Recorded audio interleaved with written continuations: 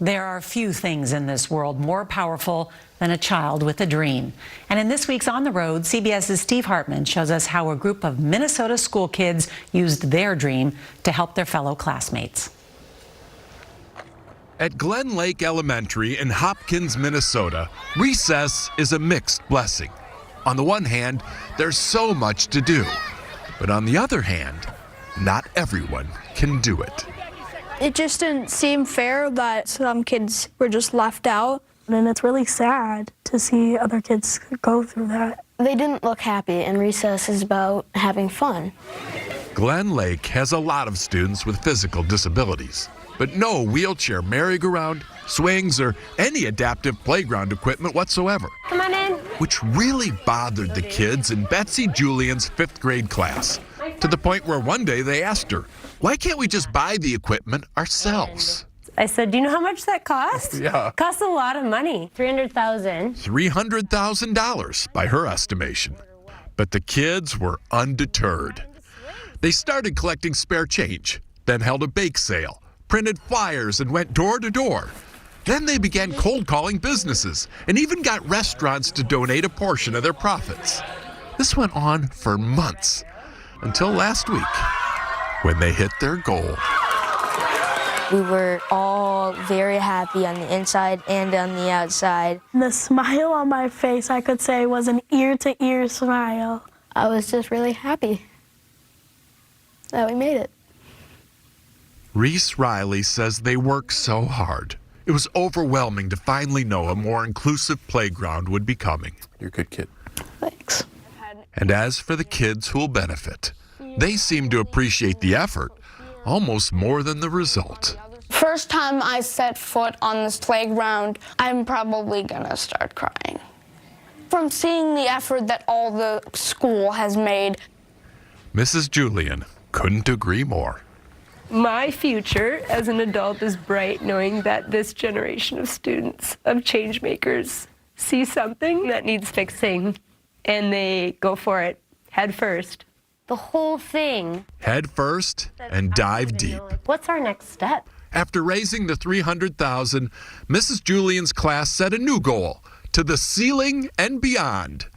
They now hope to buy adaptive playground equipment for other schools in the district, turning loneliness and isolation into child's play. There we go. Steve Hartman, On the Road, in Hopkins, Minnesota. The holiday season is all about giving back and giving kindness. CBS's Steve Hartman found the perfect example on the road. This is your presents? Yeah. At first blush, this may look like another one of those viral videos. A soldier surprising her family after months apart. Mommy. But our story isn't about this reunion. It's about the woman who made it possible. Maddie Mitchell is the unseen hand behind an untold number of joyful surprises here in Nashville, Tennessee. Hey, babe. This stay-at-home mother of two, with a third on the way, got started making other people's days after her worst day. A fourth child, Liam, a preemie, died at just 6 weeks. I felt like my son can't just come in this world just to suffer and then die. You found his purpose. And it's helped so many kids. How many good deeds has your group done? Hundreds. Hundreds? Maddie started a nonprofit called Liam Changed the World. And in the 10 years since, he has. We pay medical bills for children. From planning a parade for a kid with cancer to collecting supplies for flood victims. If kindness is needed, Liam's mom is there. Her most recent effort, to help Army Private First Class Harmony Jackson surprise her family. I love you. Harmony hadn't seen her kids in person. I said I love you. In 7 months. Maddie found Harmony on Facebook and offered to orchestrate the reunion. She lured the dad, telling him he'd want a photo shoot for the family. Oh, sweet. Then showered them with gifts, and finally, the ultimate present. Of course, for Maddie, the moment was tinged with irony. A hug like this is something she and Liam will never know. But Maddie insists that every good deed she does reunites her, too. I feel my son, because I always say that's him doing that from heaven. that he's still working his purpose from up there. Look. Nice work, Liam. Cheers. You're raising a great mom. Thank you so much.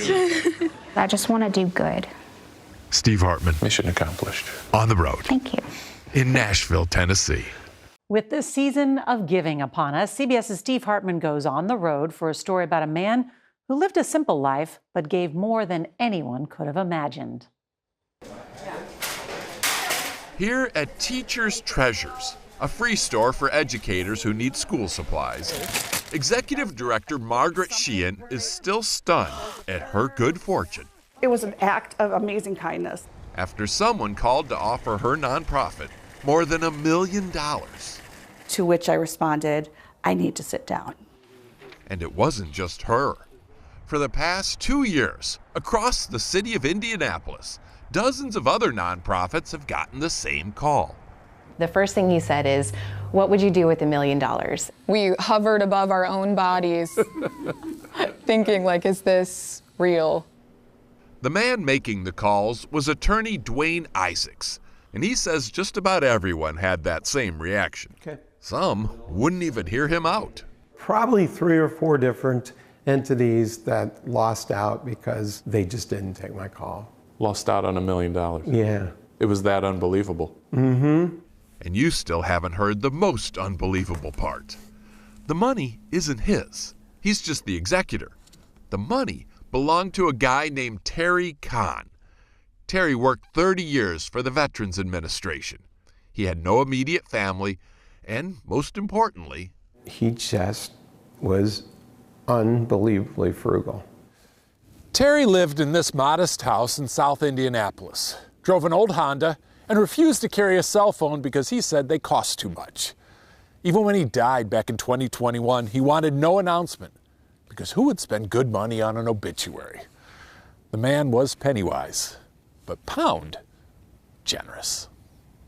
everything was directed to charity.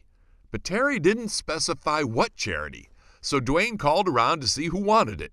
And in the end, about a dozen nonprofits took his call and got a share of the $13 million estate. So yeah, it's crazy. Including $1.5 million for Teachers Treasures, roughly double their annual budget. Forever changed because of his choice of how he lived. He's smiling someplace, there's no doubt about it. He would be getting a kick out of this. Yes. If only because he just got a glowing obituary on CBS News. And it didn't cost him a dime. Steve Hartman, on the road in Indianapolis. Beautiful music can soothe the soul, bring a smile to your face, or even a tear to your eye. CBS's Steve Hartman has the story of a young musician that will do all three in tonight's On the Road.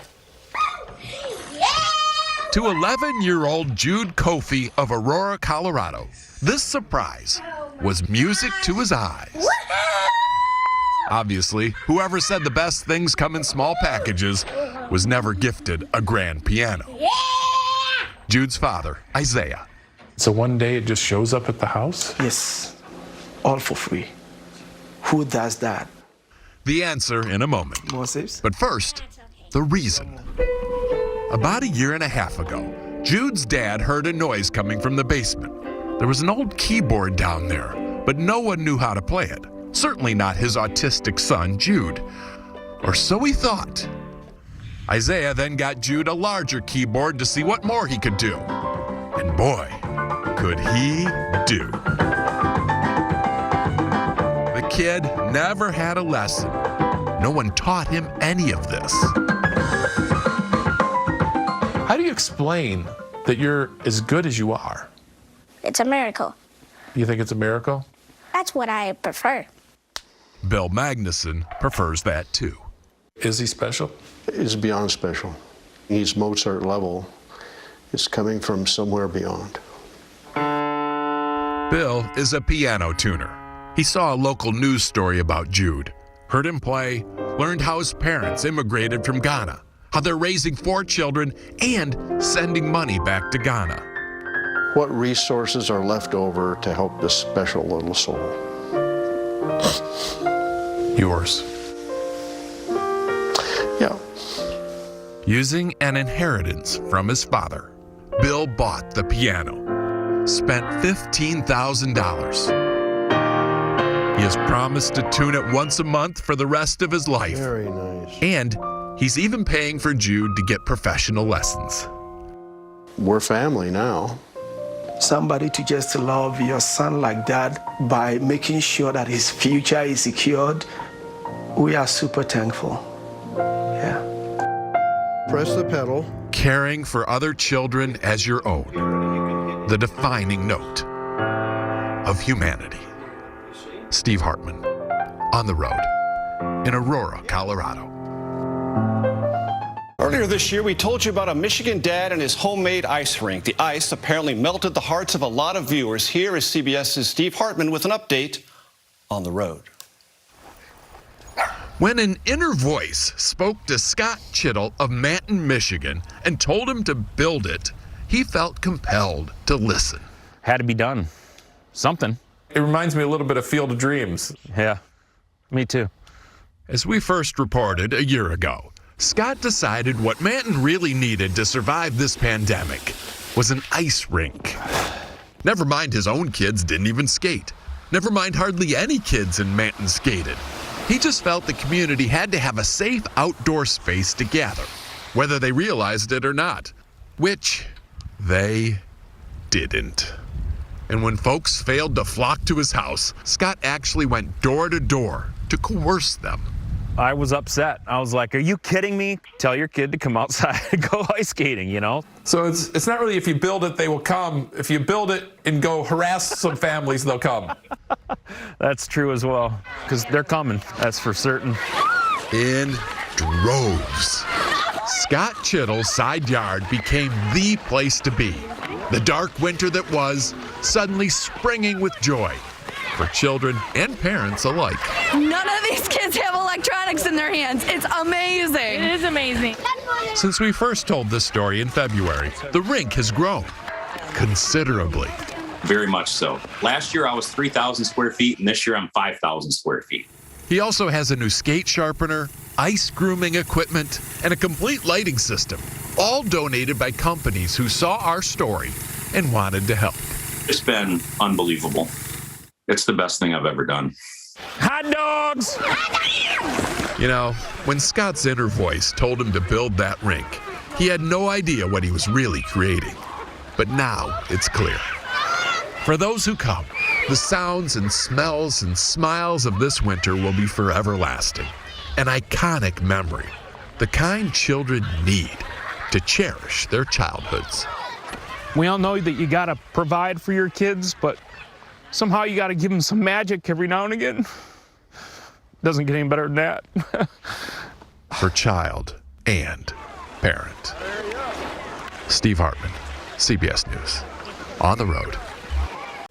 Finally tonight, sometimes the smallest gestures can have the biggest impact on someone else's life. CBS's Steve Hartman found such a story on the road. A few years ago, Melody Morrow of New York City hurt her foot and needed physical therapy. But she says what really made her feel better was paying the bills. You asked for a receipt.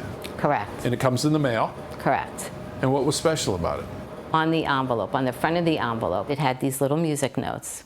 Her name is Melody, but this is a big health system. Personal touches on billing statements aren't typically their thing. And then it began. Every month thereafter, her payment receipt arrived in the mail, and every month, a new drawing. They started out simple, like this treble clef, but as the months progressed, the envelopes got more and more elaborate. And this was original art, created anonymously just for her. It's hard to even describe. It was incredible. Melody did call her provider, MJHS Health System, and asked if by chance there was anyone in the billing department who was artistic. She says the phone got quiet, and then she heard, "Hey, Emily, it's for you." I'm like, uh-oh, what I do now? What were you hoping was going to come from this? I like to make people happy. Accounting clerk Emily Margolis is hardly a frontline caregiver, but she says she can still make people better, and her drawings are her way. Melody was so grateful, Emily decided to ramp up her game even further. She began taking Melody's mailings home at night and spent hours turning those plain white business envelopes into masterpieces. Then I started adding rhinestones. I know I got involved with the gold leaf. That was fun. I'd never done that before. Yeah. Where was this going to stop? I know how much she had left to pay. This was the last mailing, but not the end of the story. Hello. Mwah. Melody and Emily became friends and are now co-curators of an exhibit at this Manhattan coffee shop, showcasing Emily's enveloping creations. Although Melody says what's really on display here is the healing power of kindness. This was a stranger, and she was doing that just for me. And that's the beauty of it. A note of harmony. Steve Hartman, on the road in New York. Finally tonight, the journey through junior high school can be a long one for some students. CBS's Steve Hartman has a story of one teenager who truly went the distance on the road. Under St. Louis's other arch lies Harris Stowe State University, historically black university, where last month, school president LaTanya Collins Smith awarded a full ride, 4-year scholarship to a boy she just met and knew virtually nothing about. That kid, that day, it was something that resonated with my spirit. 14-year-old Xavier Jones had started the day on a mission. His grandfather's car wasn't working, and Xavier really wanted to be someplace. So he started walking 6 miles, 2 hours, through tough neighborhoods, busy traffic, and blazing sun. At one point, he got so thirsty, he begged someone for $1 to buy something to drink. Thought about turning back, but pressed on. All just so he could walk another 30 feet and collect his 8th grade diploma. If you really want to get something, then you have to work hard for it. He wanted to be present. Speaks volumes, Steve. Half the battle is showing up. So, on the spot, Colin Smith, who just happened to be in the auditorium that day, awarded Xavier a scholarship. Xavier was thrilled, albeit for the wrong reason.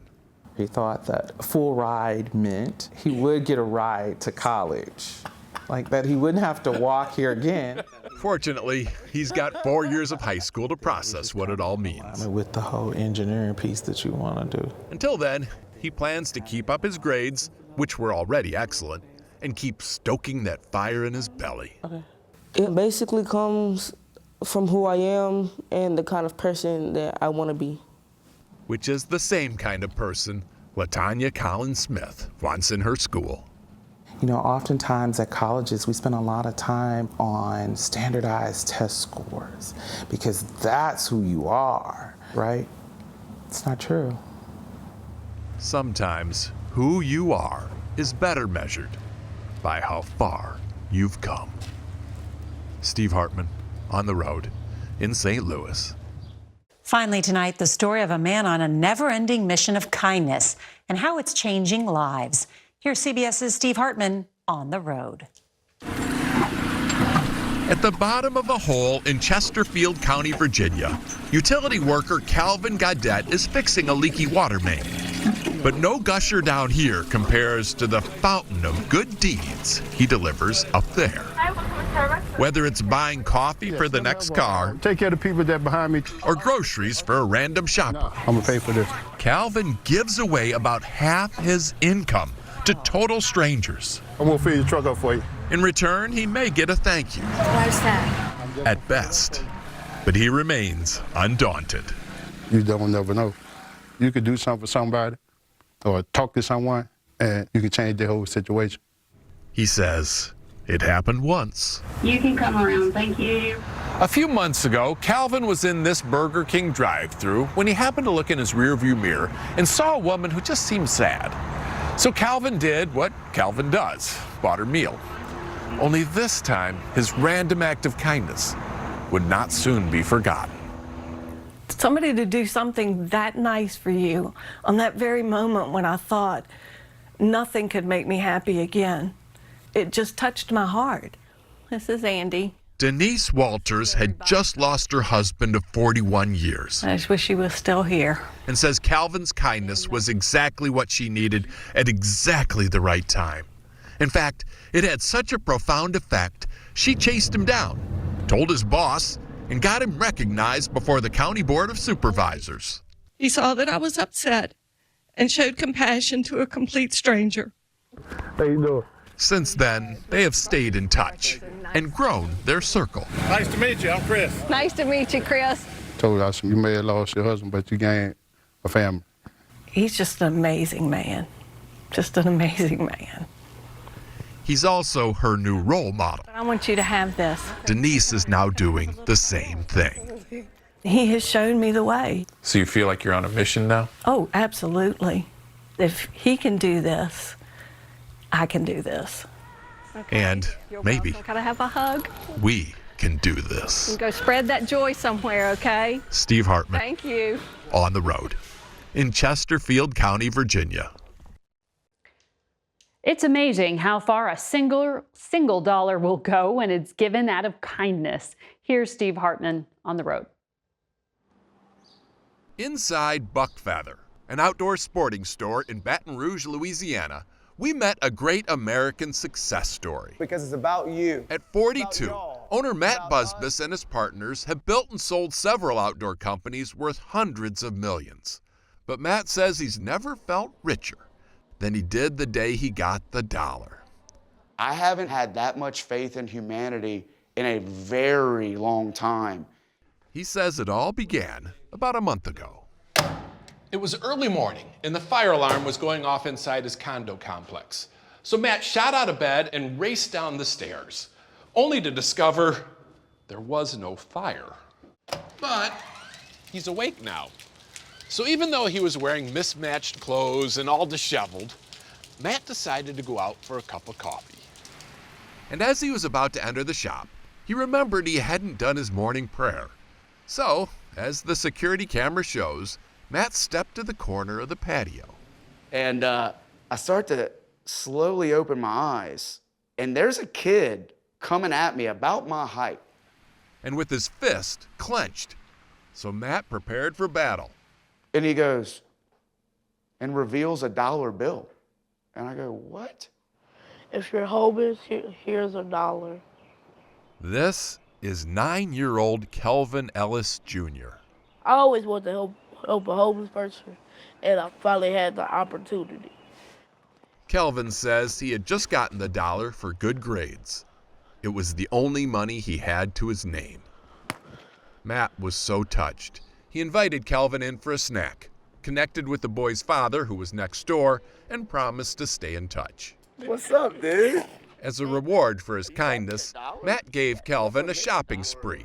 40 seconds to pick out whatever he wanted in the store, including a new bike.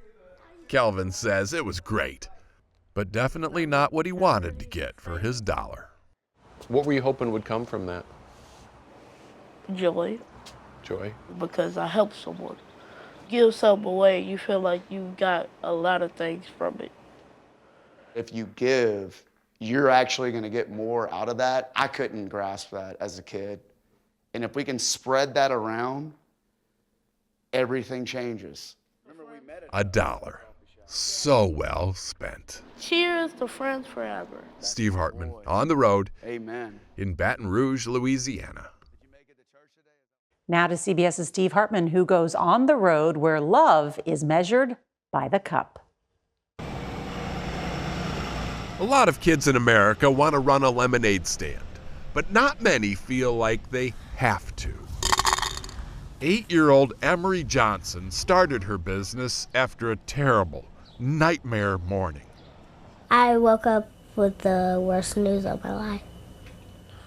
As we first reported a few months ago, Emery's mother, Carly, died unexpectedly at the age of 29. She was a single mom, and Emery's everything. We go see Mommy? which is why she couldn't understand, first time she went to the cemetery with her grandmother Jennifer, why everyone else got giant granite headstones, but her mom, just this tiny metal one. Did that bother you? Why? Because it felt like she was being left out. Her grandma tried to explain how they couldn't afford a headstone right now. She had tears in her eyes and wanted to help. So she did the only thing that she could think of to raise money. Yes. I made a lemonade stand. A lemonade stand to pay for her mother's headstone. At first, she didn't make mention of her cause. Thank you. But word got out. Thank you. And before long, Thank you. Emery says it seemed like just about everyone here in Scottsboro, Alabama was thirsty for lemonade. The price was $1. Thank you. But she says people liked it so much, How many cups do you want? they often paid more. Thank you. The most that we got for 1 cup of lemonade was $300. For lemonade? Yeah, for 1 cup. Whoa! After we first told this story, a local monument company installed a headstone for free. So the money she raised, more than $17,000, can now all go into savings for when she's older. But more importantly, Emery has taken that lemon life handed her and squeezed out hope. Her comment was when all these people came, she couldn't believe so many people cared for her and loved her mommy. They always say it takes a village to raise a child, but sometimes it also takes a village to mourn a mom. Folks around here take that role seriously, offering Emery comfort by the cupful and all the love she can drink. Thank you. You're welcome. Steve Hartman, On the Road, in Scottsboro, Alabama. Finally tonight, CBS's Steve Hartman goes on the road to a small town filled with big hearts. If there was ever an election in this country for kindest American, the people of Galveston, Indiana, know who they'd nominate. Because I think he's out there to help everybody. That's what he's known for. It's the cloth he's cut from. Just a special guy, very special guy. So who is this great humanitarian who lifts up the people of Galveston? The same man who puts them down. As we first reported last year, 90-year-old gravedigger Alan McCloskey has been at this job since 1952 and refuses to retire because he says a new gravedigger might not square the corners as precisely, might not care as deeply for all those loving souls. Yeah, people that we went to school with and worked with. What was your hardest one? My wife. How'd you get through that?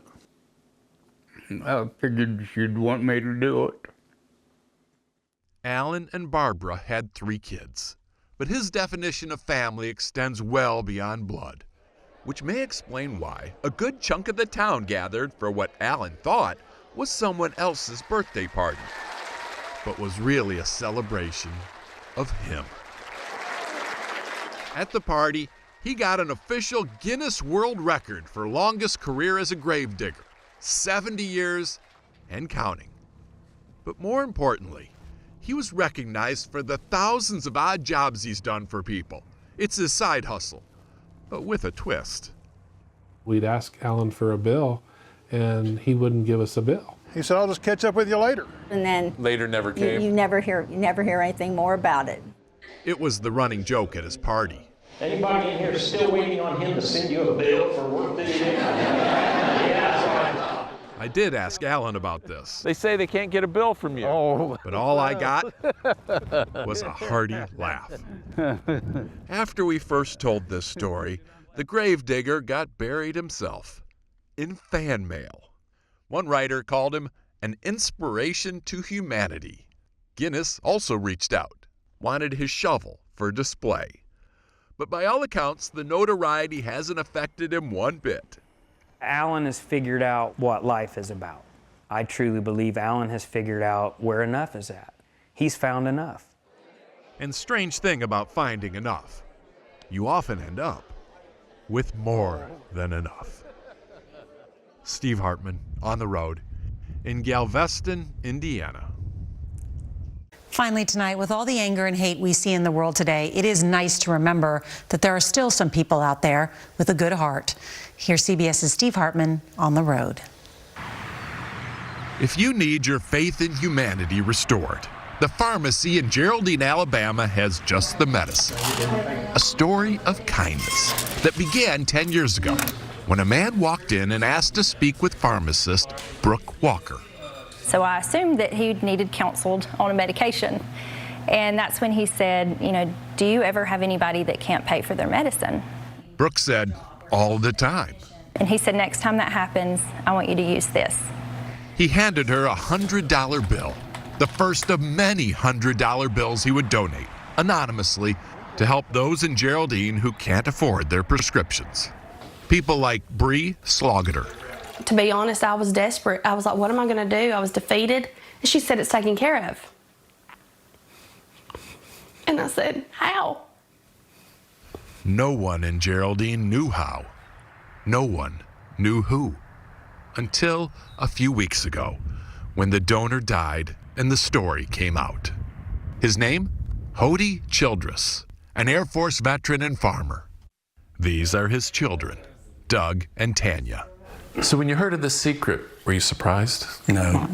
He was not a wealthy man, but he was probably the richest man on earth with his heart. Yes, he would say he's building up his riches for eternity, not for here. In fact, they say Hody was near broke after spending more than $10,000 on other people's prescriptions. The high cost of prescription drugs is a problem that extends well beyond rural Alabama, and a humble farmer can only do so much to fix it. But, as is often the case with kindness, sometimes a small deed can start a monumental movement. Are you aware of what's going on? Oh, we're aware. It's global. It's just blown our mind. That one small act makes a difference. Proof of that now shows up every day in the pharmacy mailbox. Folks either donating to keep the fund going in Geraldine or pledging to start a fund at their pharmacy. Doug and Tanya say that generosity doesn't take away their pain. Sure do miss you, Dad. But it does give it purpose. You made a big impression on people. Steve Hartman, on the road in Geraldine, Alabama. Students often think that school assemblies are boring, draining, and a waste of time. Well, CBS's Steve Hartman found one that was life-changing on the road. Students funneling into the Al Raby High School auditorium in Chicago were oblivious. Anybody know what this is about? Not a clue. I don't even know. That each and every one of them was about to hit the lottery. You're going to hear from me something soon. It's going to change everything. Pete Cadens is a businessman who started 3 companies. You could call him a self-made man, but Pete would disagree.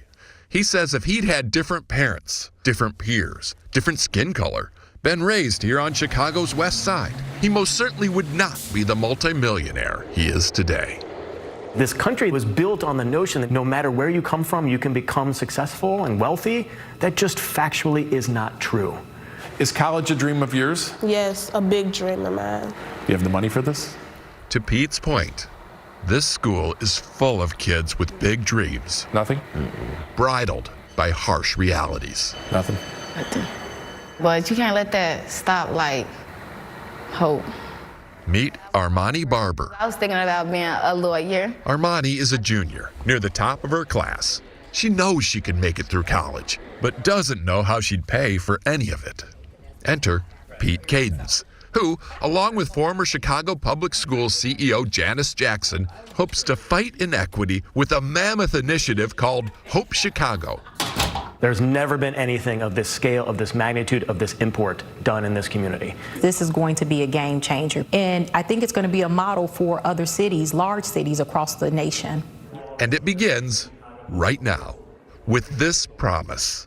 Your college tuition, your room and board, your books and fees will be paid for, and you will go to college for free. Every student. And not just here, but also at this high school. And this one. For free! 5 total. And because poverty is an intergenerational problem, one parent from each family gets to go to college too. Over the next 10 years, Pete and other donors plan to invest $1 billion in hope. But they say the dividends are already pouring down the cheeks of a new generation, finally feeling the dream within their reach. Steve Hartman, on the road in Chicago. It's Friday, so tonight CBS's Steve Hartman is on the road with an incredible act of generosity that is already changing lives. Who would have thought? Chris Rowland packing for college. Certainly not Chris Rowland. It just happened so quick and turned everything around. On a dime. Exactly. This past year, my life has changed like so quickly. It all started at a school assembly in Toledo, Ohio. Does anybody know what this is about? As we first reported in January, the kids had no idea why they'd been called here. Nobody knows. When up walked a wealthy businessman named Pete Cadence. Right now, this next minute is the most important moment of my life. Pete had been thinking a lot about social injustice and how to fix it. If you want to make a big difference, you go to the epicenter of inequity. And to me, Scott High School was the epicenter of inequity in this community. Scott High School has some of the most disadvantaged students in the state, but the school is still rich with dreams. Kids like Chris Rowland, who always wanted to go to college but couldn't afford it, especially after what happened last fall. That's when Chris's mom, Abina, lost her job, and his dad died in a house fire. My dad was the closest person I had in my life. He was such an awesome father. He's still going to make him proud. I know he is. Just got to figure out a path. Yep. Fortunately, unbeknownst to Chris, that path to a brighter future was about to find him. That if you're sitting here in this room today, as a soon-to-be graduating senior, tuition, room and board, books and fees will be paid for you, and you will go to college for free. After we first told this story, about 75 kids, 3/4 of the graduating class, accepted Pete's generous offer, including Chris, who will be studying criminal justice at Lourdes University in Toledo. He wants to be a police officer. Have you been watching the news lately? Oh, yeah. Does that change your mind? No. That's the whole point of me wanting to be a police officer, to make a change. Back in January, before the country tore apart, Pete Cadence had already imagined a fix. And this is how we change the world. And I'm guessing that's why. If you would have looked up through the gym ceiling that day, as Chris did, you would have seen a dad beaming with pride and gratitude. Steve Hartman, on the road in Toledo, Ohio. Finally tonight, CBS's Steve Hartman goes on the road for a story about love, loss, and hope. Working at this vehicle inspection site in Katy, Texas, was never part of Jalen Gray's plan. Far from it. He actually wanted to be a park ranger, but quit college and gave up the dream. It's not a really good feeling, giving up at all, but sometimes it's not quitting, it's just doing the right thing. Yeah, I had to do what I had to do, so. Go, go, go! As we first reported last year, Jalen's little brother, Julian, became his sole priority. He's my reason. All right, let's go. His reason and his responsibility. Their mother and only parent died 3 years ago.